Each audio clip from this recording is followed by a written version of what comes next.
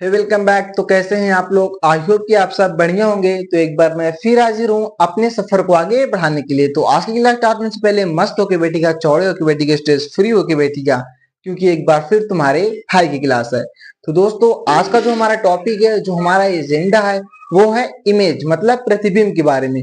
तो आज हम लोग प्रतिबिंब देखेंगे कि प्रतिबिंब कैसे बनता है, ठीक है, और उसके बाद कब वास्तविक प्रतिबिंब बनता है, कब आभासी प्रतिबिंब बनता है, और टाइम अगर देखेंगे मैनेजमेंट हो पाएगा तो आज हम लोग कुछ और प्रतिबिंब बनने के नियम को भी देखेंगे। तो चलिए शुरू करते हैं। तो सबसे पहले देखिए, जो हमारा प्रतिबिंब है वो समझते हैं कि वो हमें एक प्रतिबिंब कब दिखाई देता है, कब उसका निर्माण होता है, और उसके बाद हम लोग डिस्कस करेंगे कि कब आभासी बनेगा और कब वास्तविक बनेगा। तो चलिए शुरू करते हैं। देखिए पहले अच्छा ही आप लोग ये बताइए, प्रतिबिंब कैसे बनता है? जब कोई हम लोग दर्पण लेते हैं, समतल दर्पण जिसको हम लोग आईने या शीशा भी बोलते हैं, जब उसके सामने हम खड़े हो जाते हैं तो उसकी क्या रहती है, हमारा जो छवि रहता है उसमें बन जाता है। तो उसे हम देखते हैं तो उससे पता चलता है कि हमारा बनता है। लेकिन ये होता कैसे है कि जब दो या दो से अधिक प्रकाश की किरणें, क्योंकि देखिए हम मैं क्यों दिख रहा हूं, क्योंकि मुझ पे प्रकाश किरणें पड़ रही हैं, जिसकी वजह से आप लोग हमें देख पा रहे हैं। तो इसका मतलब क्या होता है, जब दो या दो से अधिक प्रकाश की किरणें एक बिंदु पर पड़ती हैं तो वह उसे तब उसके बाद ही हम वह हमें वस्तु हमें दिखाई देती है, और इसी को क्या बोलते हैं, प्रतिबिंब बोलते हैं। मतलब तभी प्रतिबिंब का निर्माण होता है, और इसी की वजह से आप हमें देख पाते हैं। तो चलिए इसको देखते हैं कि साइंस की भाषा में इसको कैसे लिखेंगे। देखिए प्रतिबिंब जो होता है हमारा इमेज, ये क्या कह रहा है, किसी वस्तु को दर्पण के सामने अगर रख दिया जाता है तो वो दर्पण में उसकी क्या हो जाती है, छवि बन जाती है। ओके जी। उसके बाद क्या कह रहा है, दर्पण में बनी इस आकृति को ही क्या कहते हैं, वस्तु का प्रतिबिंब कहते हैं। ठीक है, इतना समझ में आ गया। अब देखिए इसका निर्माण कैसे हो रहा है। जब दो या दो से अधिक प्रकाश की किरणें किसी एक बिंदु से मिलती है, मतलब जब दो या दो से अधिक प्रकाश किरणें जब मुझ पे पड़ेंगी तब मैं विजुलाइज होऊंगा, तो आप तभी ना आप लोग हमें देख पाएंगे जी। तो वही बता रहा है कि जब पड़ती है या मिलती हुई प्रतीत होती है तब क्या होता है, प्रतिबिंब का निर्माण होता है। ओके जी, आई होप कि आपको समझ में आ गया होगा। अब देखिए अब क्या कह रहा है, प्रतिबिंब हमारे कितने प्रकार के होते हैं, दो प्रकार के। कितने प्रकार के बताया, दो। पहला एक होता है वास्तविक और एक होता है आभासी। ये आपको रटने की जरूरत नहीं है, आप समझ लीजिए कि हम लोग वास्तविक प्रतिबिंब कब बोलेंगे, अब हम लोग आभासी प्रतिबिंब कब बोलेंगे। मेरे सेट में लग गया क्या यार ये। ओके जी, इतना समझ में आ गया। अब देखिए देखिए जो हमारा वास्तविक प्रतिबिंब रहता है, वास्तविक का मतलब होता है रियल, और आभासी का मतलब होता है कि उसे महसूस करना। जैसे अभी अभी आप लोग अपनी आंखें बंद कर लीजिए, और अभी यहाँ से कोई आपके पेरेंट्स या माता पिता कोई भी अगर आपको जाते हैं तो आपको क्या होगा कि एहसास होगा कि कोई जा रहा है, मतलब कोई गया। तो वो हमारा क्या होता है, आभासी प्रतिबिंब। इसमें क्या रहता है, तो देखिए क्या कह रहा है, जब प्रकाश की किरणें वास्तव में ना मिले तब प्रतिबिंब या आभासी प्रतिबिंब कहलाता है। देखिए प्रकाश किरणें वास्तव में ना मिले, ये इसका मतलब मैं अभी बताऊंगा। ओके जी, अभी देखिए ये हो गया।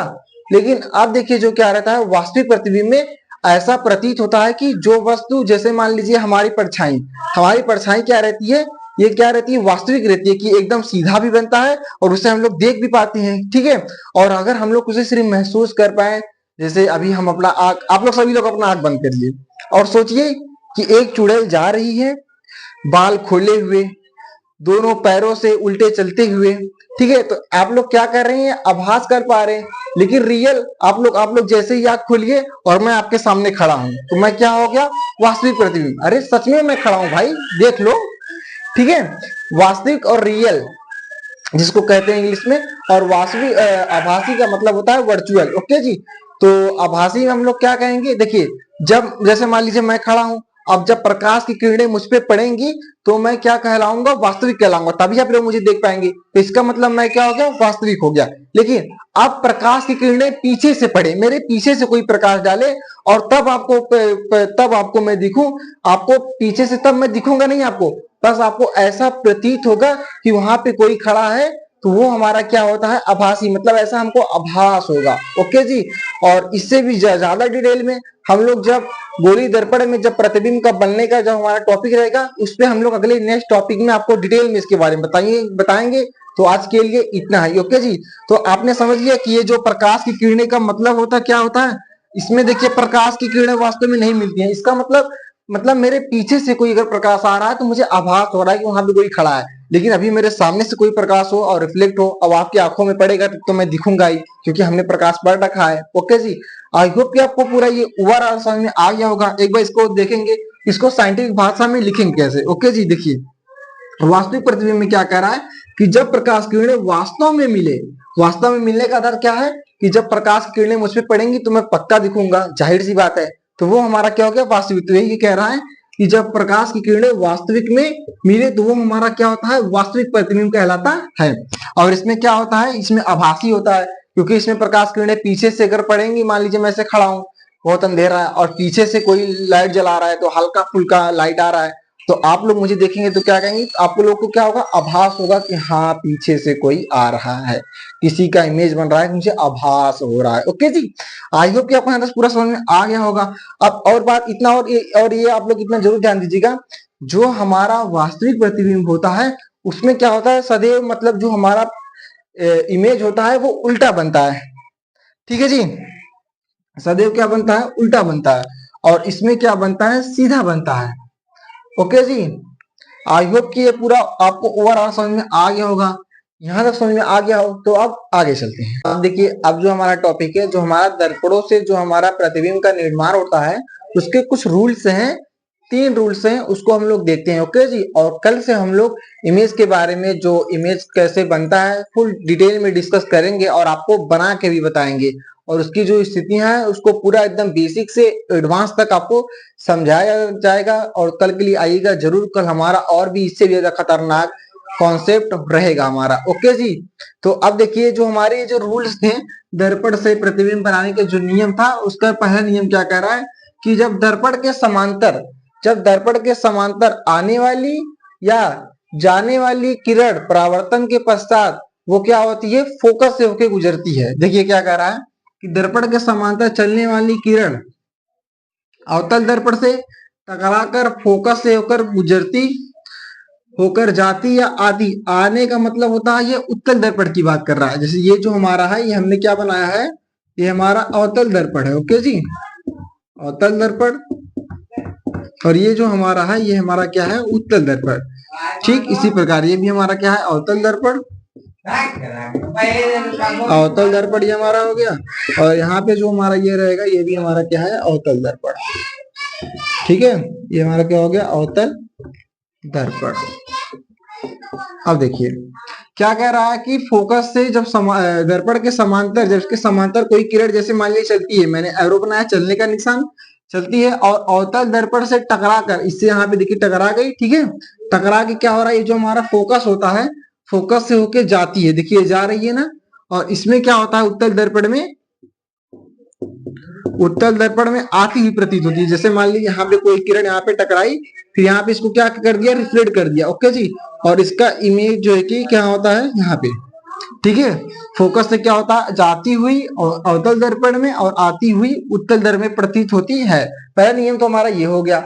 अब देखिए अब क्या कह रहा है कि जो हमारा दर्पण का जो मुख्य फोकस, जो हमारा दूसरा नियम कह रहा है कि दर्पण का मुख्य फोकस से होकर जाने वाली किरण परावर्तन के पश्चात क्या हो जाता है, मुख्य अक्ष के समांतर हो जाती है। मतलब इसी का उल्टा, इसमें क्या रहा था कि मुख्य अक्ष के समांतर आ रही थी, इसमें क्या हो रहा है, और इसमें क्या होगा कि फोकस से आने वाली किरण और मुख्य अक्ष के समांतर चली जाती थी। मतलब इसी का उल्टा ये है, देखिए उल्टा ग्राफ भी बना, अगर इसी को ऐसे सीधा कर देंगे तो ये हो जाएगा।